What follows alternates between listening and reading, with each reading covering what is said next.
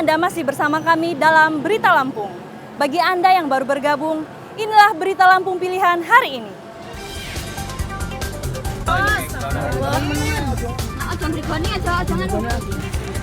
Sebuah minibus yang mengangkut BBM ludes terbakar, sopir dan kernetnya terluka.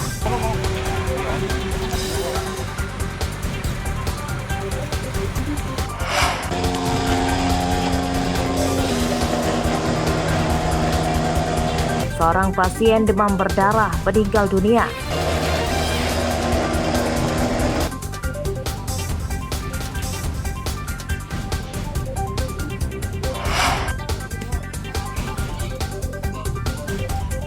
PPDB tingkat SMP mulai dibuka secara daring.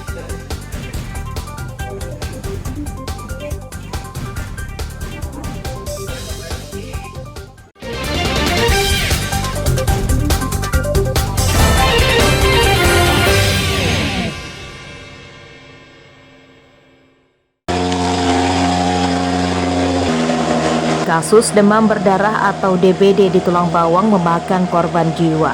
Senin pagi, sebanyak 20 rumah di Desa Tunggal Warga, Kecamatan Banjar Agung dilakukan pengasapan atau fogging setelah ada salah satu warganya meninggal pada Sabtu 22 Juni 2024. Korban bernama Siti Aisyah, ibu rumah tangga berusia 34 tahun.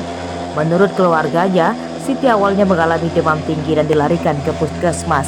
Namun karena kondisinya kritis dan trombositnya menurun drastis, Siti kemudian dirujuk dan meninggal di rumah sakit di Banjar Agung. Didiagnosa positif hasil DBD, demam berdarah. Berapa hari dirawat?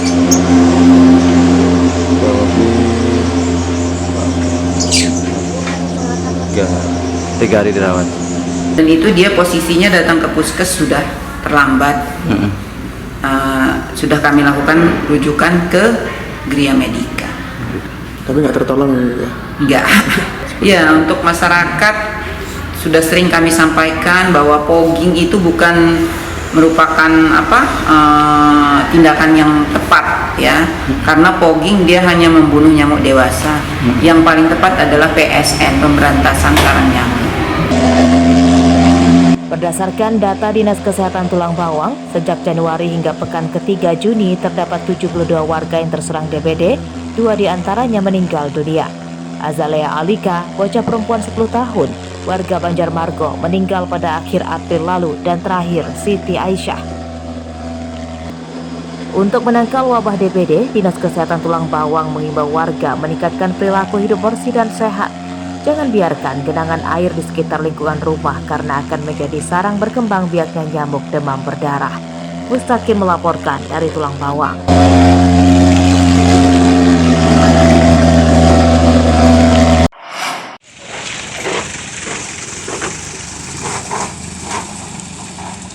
Kesabaran warga dan pengendara akan diuji saat melintas jalan rusak di Kecamatan Natar, Lampung Selatan. Jalan ini menghubungkan sejumlah desa antara lain Desa Kalisari, Muara Putih, Tanjung Sari, dan Desa Pancasila.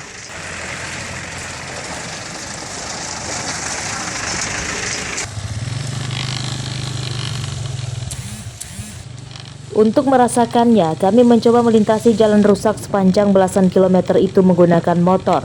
Rasanya seperti menaiki kuda karena banyaknya lubang-lubang menganga. Jika tidak hati-hati, pengendara bisa celaka. Menurut warga, kerusakan jalan itu sudah terjadi bertahun-tahun, namun belum juga ada tanda-tanda akan diperbaiki.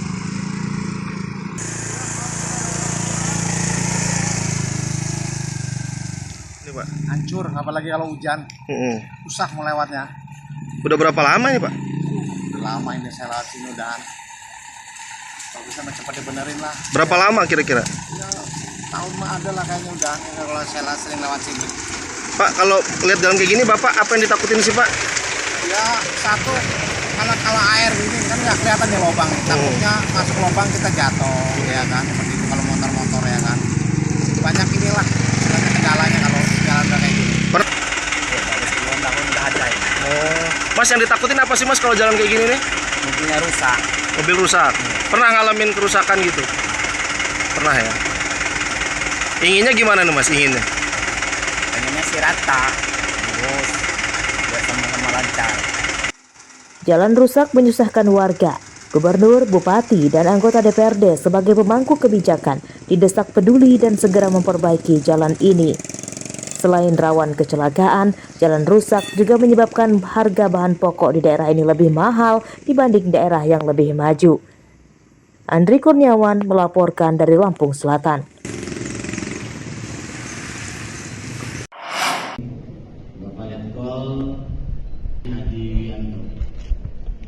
Provinsi Lampung kini resmi dipimpin oleh penjabat atau PJ Gubernur Samsudin yang menggantikan Arinal Junaidi yang telah habis masa jabatannya. Serah terima jabatan atau sertijab yang dijadwalkan pada Sabtu pagi molor hingga sore karena Samsudin mengikuti kegiatan mendadak acara bersama Presiden Joko Widodo di Jakarta. Pada pidato perdananya, PJ Gubernur Lampung menyatakan membawa program prioritas yang diinstruksikan Presiden Jokowi, yakni mengentaskan stunting, ketahanan pangan, dan perbaikan jalan. Yang pertama adalah program Presiden yang harus dilaksanakan oleh daerah, yaitu saya stunting, menjaga inflasi, ketahanan pangan, itu akan menjadi program prioritas yang harus dilaksanakan oleh daerah. Yang kedua, yang harus segera diteruskan dan dilaksanakan adalah program yang sudah tersusun dari awal tahun. Sekarang sudah mulai masuk ke bulan Juni, pertengahan tahun, yang tentunya masih ada 6 bulan ke depan.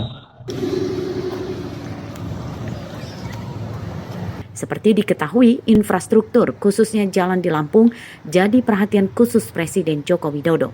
Pada pertengahan 2023 lalu, Presiden menjajal off-road dengan mobil sedan dinasnya melewati jalan rusak parah di Lampung.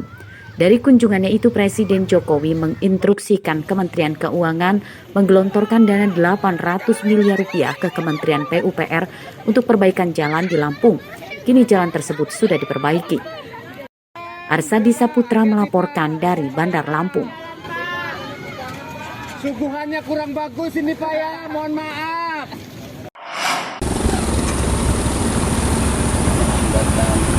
Menyambut musim kemarau, sejumlah irigasi di daerah lumbung padi mulai diperbaiki. Di antaranya di Desa Sumber Agung, Kecamatan Rawapitu, Tulang Bawang. Di desa ini terdapat lebih dari 500 hektar sawah tanaman padi. Normalisasi irigasi ini bagian dalam program optimalisasi lahan yang dilakukan oleh Korem 043 Garuda Hitam dan Dinas Pertanian Tulang Bawang. Petugas menyasar perbaikan saluran air sekunder dan tersier yang melintasi ratusan sawah. Saat musim kemarau mendatang, diharap pasokan air dari sungai besar ke sawah di daerah ini tercukupi. Kami sudah melihat adanya progres yang cukup signifikan.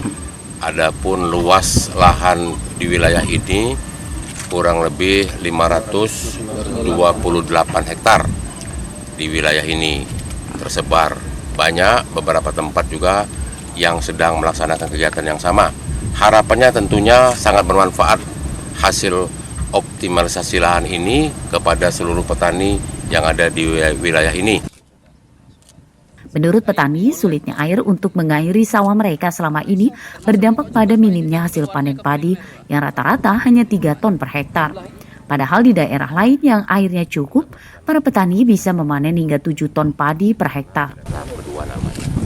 Tentu saja yang kami harapkan semua anggota kelompok tani yang ada di Sumber Agung, karena yang tadinya mungkin kami tanam cuma 1 kali, mungkin dengan adanya oplah ini bisa tanam 2 kali dan juga bisa meningkatkan produktivitas. Karena selama ini sebelum ada oplah, kami masih di bawah rata-rata, dalam arti masih untuk pertanian kurang maksimal, masih di bawah 3 ton. Sawah di Kecamatan Rawapitu umumnya adalah lahan gambut. Saat musim kemarau, sawah mereka tidak bisa ditanami akibat tanahnya pecah-pecah. Sedangkan saat musim hujan, sawah dilanda banjir yang disebabkan irigasi di daerah ini sudah lama mendangkal. Mustaqim melaporkan dari Tulang Bawang.